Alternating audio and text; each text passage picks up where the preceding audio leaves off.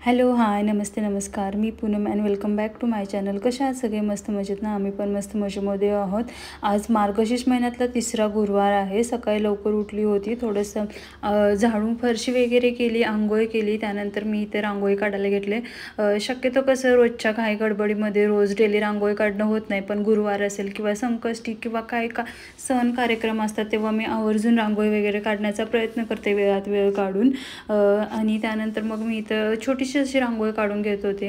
आणि आज मग कसं झालं ना, लास्ट गेले 2 गुरुवार तर मला काही म्हणजे एक गुरुवार तर आम्ही अक्कलकोटला गेलो होतो आणि दुसऱ्या गुरुवारी तर काय मला एवढं शूट करणं वगैरे काही जमलं नव्हतं. सो म्हटलं आज करू, जेवढं पॉसिबल होईल तेवढं शूट करता येतं. हे असं काहीतरी असलं ना की असं वाटतं की सणच आहे हे गुरुवार वगैरे.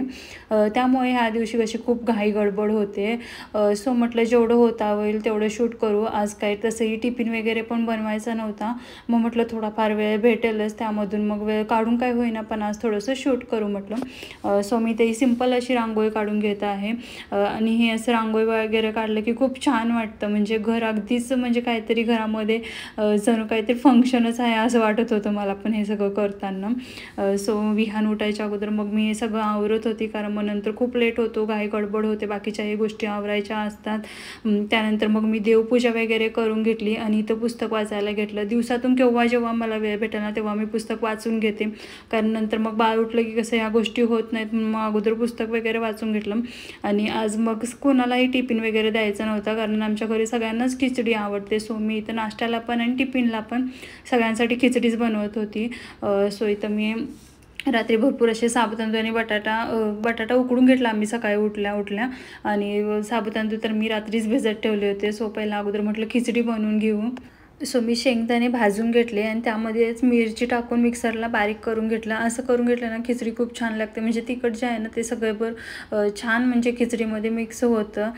त्यानंतर विहांसाठी सेपरेट काही बनवायची जरूरत नव्हती आज, कारण त्याच्यासाठी एक सेपरेट बटाटा ठेवला होता मी. तो थोडंसं त्याला म्हणजे तुपामध्ये जिरं वगैरे टाकून फ्राय करून दिला होता. सो त्याचंही सकाळी मला काय एवढं काय खाऊचं टेन्शन होतं, दुपारी वगैरे दुसरं काही बनवता येतं किंवा फ्रूट्स वगैरे देता येतात म्हटलं. आणि मग प्रत्येकाला वेगवेगळं बनवायचं म्हटलं की खूप टाईम जातो, म्हणून म्हटलं की सगळ्यांसाठीच आज खिचडीचं टिफिनला पण देते. सो खिचडी वगैरे बनवून घेतली. सकाळत अगोदर ह्यांचा टिफिन भरला, त्यानंतर सगळ्यांना चहा नाश्ता दिला. विहान झोपून उठल्यावर त्यालाही सगळं आवरायचं होतं. असं खूप थंडी असल्यामुळे कसं सकाळ सकाळी आंघोळ घालू नाही वाटत, आपल्याला जेवढी थंडी लागते तर त्यालाही किती थंडी लागत असेल, म्हणून म्हटलं की थोडंसं मॉलिश वगैरे करून त्याला थोडंसं वरतून फिरून वगैरे आणलं की दुपारच्या टायमिंगमध्ये वगैरे त्याला आंघोळ घालता येते. काय करायला लागलास? सो विहानची आंघोळ वगैरे झालेली आहे. उठल्यावर त्याला छान आंघोळ वगैरे घातली. आणि आज मेन म्हणजे विहानला 19 तारीख आहे, तर 19 डिसेंबर आहे, तर विहानला 15 मंथ कंप्लीट झालेले आहेत. आणि बघता बघता विहानला कधी 15 मंथ कंप्लीट झाले समजलं सुद्धा नाही. असं वाटतं की तो आत्ताच एवढासा होता माझ्या हातामध्ये, आणि बघता बघता कधी बड्डे झाला. हा, नाही लागलं. कधी त्याचा बड्डे पण झाला आणि आता बड्डे होऊन 5 महिने कंप्लीट झाले.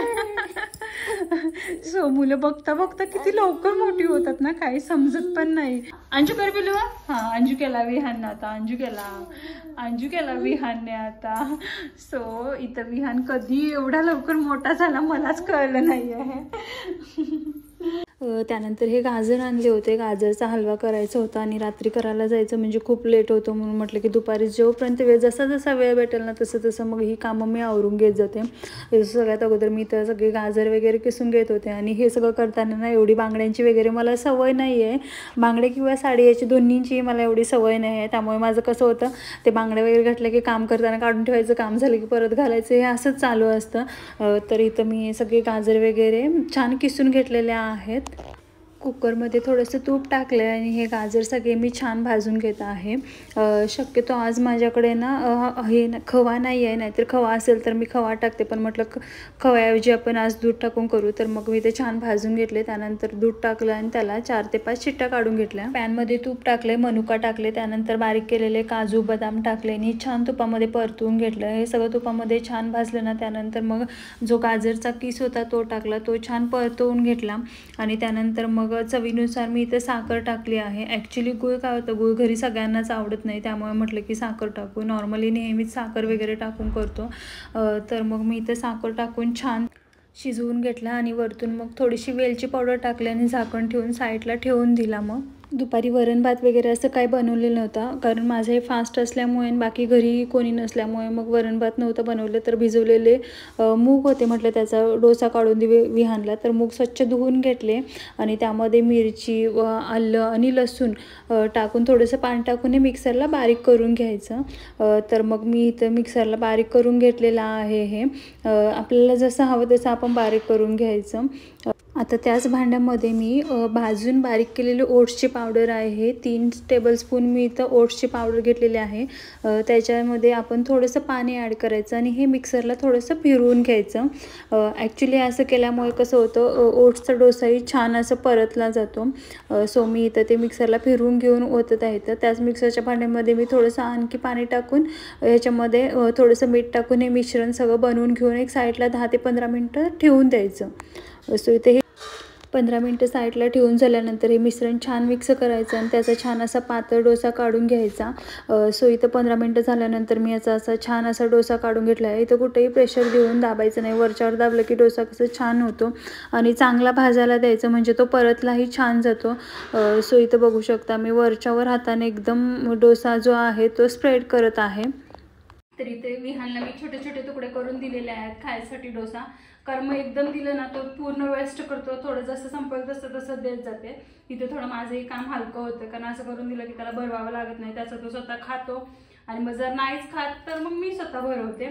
आणि असं बऱ्यापैकी खातो तो, एवढं पण नाही खात असं म्हणता येणार नाही. विहान हे बिलू कसं झालंय? छान झालंय का? छान झालंय? नाही नाही छान झालंय? न्याम न्याम न्याम न्याम कर, जरा कर की न्याम न्याम न्याम न्याम न्याम. कसं करतोस? न्याम न्याम करून दाखव जरा.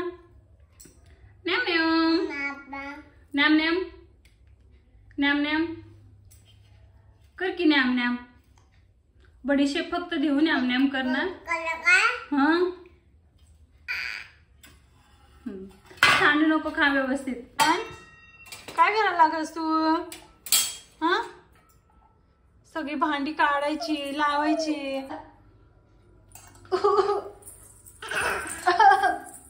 बस बस. काय करतोस तू? भांडी सगळी काढून किचन मधली भांडी काढून काय करतोस? सगळं बेडशीट विस्कटून ठेवला आहेस.